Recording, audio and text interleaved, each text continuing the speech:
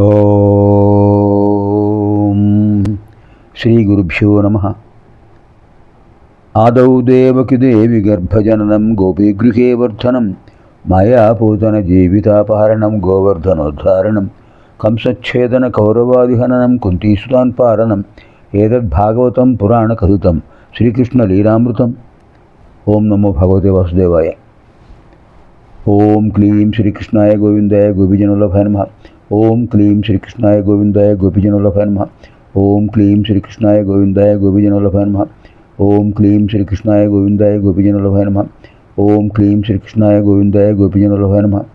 ఓం క్లీం శ్రీకృష్ణాయ గోవిందాయ గోపీజనవల్లభాయ నమః. ఓం క్లీం శ్రీకృష్ణాయ గోవిందాయ గోపీజనవల్లభాయ నమః. ఓం క్లీం శ్రీకృష్ణాయ గోవిందాయ గోపీజనవల్లభాయ నమః. ఓం క్లీం శ్రీకృష్ణాయ గోవిందాయ గోపీజనవల్లభాయ నమః. ఓం క్లీం శ్రీకృష్ణాయ గోవిందాయ గోపీజనవల్లభాయ నమః. ఓం క్లీం శ్రీకృష్ణాయ గోవిందాయ గోపీజనవల్లభాయ నమః. ఇదానీం వయం సర్వే శ్రీమద్భాగవత మహాపురాణే సప్తవింశతితమాధ్యాయే ప్రవేశామః.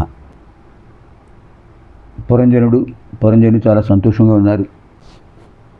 భార్యకు చెప్పకుండా ఆయన ఏ పని చేసేవాడు కాదు. భార్య అనుమతితోనే ఎక్కడికైనా వెళ్ళేవాడు.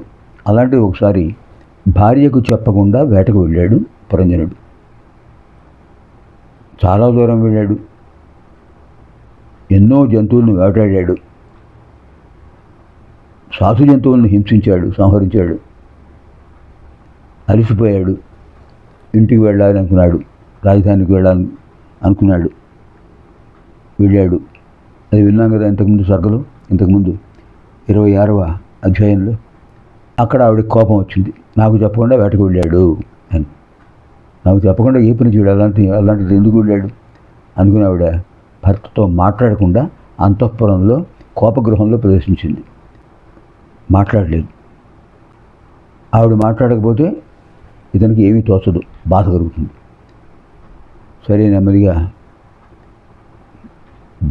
ఓదార్చి బ్రతిమలాడాడు. ఇంకెప్పుడు ఇలా జరగదు, ఈసారికి క్షమించు అని చెప్పాడు. ఎప్పుడైతే పురంజనుడు క్షమించమని అడిగాడో ఆవిడ మనస్సు కరిగింది. భర్త ఆ విషయం ఇంతకుముందు చెప్పింది మళ్ళీ ఒకసారి గుర్తు చేస్తున్నాను. ఇద్దరు సంతోషంగా ఉన్నారు. ఇప్పుడు మనం 27వ అధ్యాయంలో నారదుల వారు ప్రాచీన బర్హి అనే మహారాజుకు చెప్తున్నటువంటి పురంజనోపాఖ్యానం చెప్పారు. నారదుల వారు చెప్పారు, మహారాజా, పురంజనుడు చాలా సంతోషంగా ఉన్నారు. ఇద్దరు కూడా. వాళ్లకు సంవత్సరాలు నిమిషాల్లో గడిచిపోతున్నాయి. అతని లౌకిక విషయాలే తప్ప పారలౌకిక విషయాల గురించి అతనికి ఆలోచనే లేదు. ఎవరిని గురించి ఆలోచించడు, భార్య తప్ప. ఎప్పుడూ భార్య గురించి ఆలోచనమే, ఎప్పుడూ భార్య చుట్టూ తిరగటమే. ప్రజలు ఉన్నారు, ప్రజల సంగతే పట్టించుకోవడం లేదు. మరి ప్రజల సంగతి పట్టించుకోలేకపోయేటికి ఏమవుతుంది? ప్రజల నుంచి ఒక అశాంతి ఏర్పడు ప్రజల్లో. ఈ మహారాజు ఏమిటి, మనకి ఎవరికి దర్శనమోడు, ఆవిడ అసలు కనిపించదు అనుకుంటున్నారట.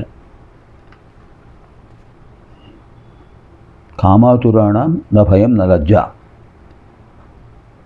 కామాతురులకు భయం ఉండదు, సిగ్గు ఉండదు. అలా తయారయ్యాడు. ఎన్ని సంవత్సరాలు గడిచాయో తెలియదు, కానీ 1100 మంది కుమారులు జన్మించారండి. 1100 మంది కుమారులు జన్మించారు. సద్గుణవంతులు. అందరికీ వివాహం చేశాడు. తర్వాత 1100 మంది కుమారులను కూడా తగినటువంటి క్రమశిక్షణతో వాళ్ళని పెంచాడు. తర్వాత యుక్త వయసు వచ్చింది వారికి వివాహం చేశాడు. 110 మంది కుమార్తెలు కూడా జన్మించారు.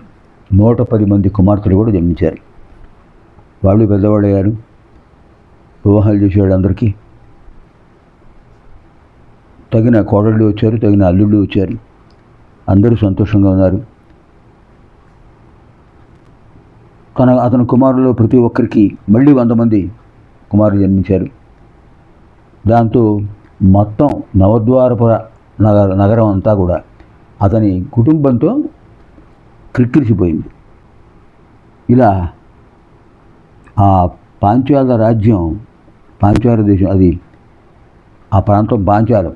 ఇప్పుడు మనం ప్రస్తుతం పంజాబ్ అంటున్నాం, ఒకప్పుడు పాంచాల.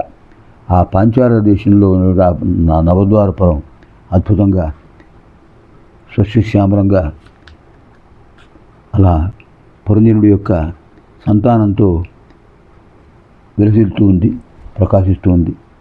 వయస్సు గడిచింది, వృద్ధాప్యం వచ్చింది. ఆ సమయంలో ఒక విశేషం మార్పు జరిగింది. చండవేగుడు అనే గంధర్వరాజు ఈ నగరాన్ని వశం చేసుకోవాలని అనుకుంటున్నాడు ఎప్పటి నుంచో. ఎందుకంటే బంగారపు భవనాలు, వెండి కిటికీలు, నవరత్నాలతో అలంకరించబడినటువంటి సింహాసనాలు, అంత అద్భుతంగా మంచి ఉద్యానవనాలు, పర్వతాలు, జలపాతాలు, అద్భుతంగా ఉన్నటువంటి ఆ నగరంపై అతను దృష్టి పడింది.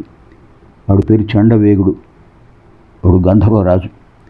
అతను ఏం చేశాడు, తన వెంట 360 మంది గంధర్వ సైన్యాన్ని, అలాగే వాళ్ళ యొక్క భార్యలు 360 మంది, మొత్తం 720 మంది, వాళ్ళందరితో నెమ్మదిగా ప్రజల్లో ఒకరుగా చేరిపోయాడు.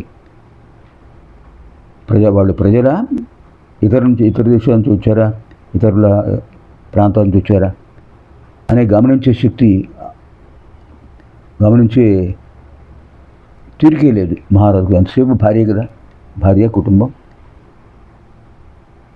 వీళ్ళు క్రమక్రమంగా ఇక్కడి సంపదను దోచుకోవడం మొదలుపెట్టారు. ప్రాచీన బర్హి చెప్తున్నాడు నారదుల వారు పురంజనోపాఖ్యానం.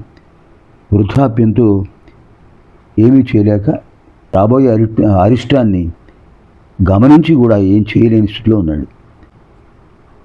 ఆ విధంగా మహారాజు శత్రువులు వస్తున్నారనే విషయాన్ని గమనించి కూడా ఏం చేయలేకపోయాడు.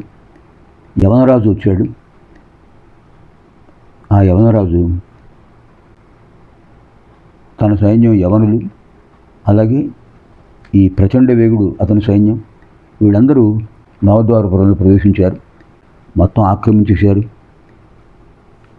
ఆ నగరాన్ని రక్షించేటటువంటి ఆ పంచఫణి, 5 పడగొన్నటువంటి ఆ సర్పం కూడా వృద్ధాప్యంతో రక్షణ ప్రయత్నం చేసి రక్షించాలని నగరాన్ని, కానీ రక్షించలేకపోయింది. ఈ విధంగా అందరూ కూడా మొత్తం నగరాన్ని వశం చేసుకున్నారు. ఈ పరిస్థితిలో వృద్ధాప్యంలో ఉన్న పురంజనుడు ఏం చేశాడు అనేది తర్వాత మనం తెలుసుకుందాం. ఇది శ్రీమద్భాగవతే మహాపురాణే పారమహంస్యాం సంహితాయాం 4th స్కంధే 7th అధ్యాయः. స్వస్తి.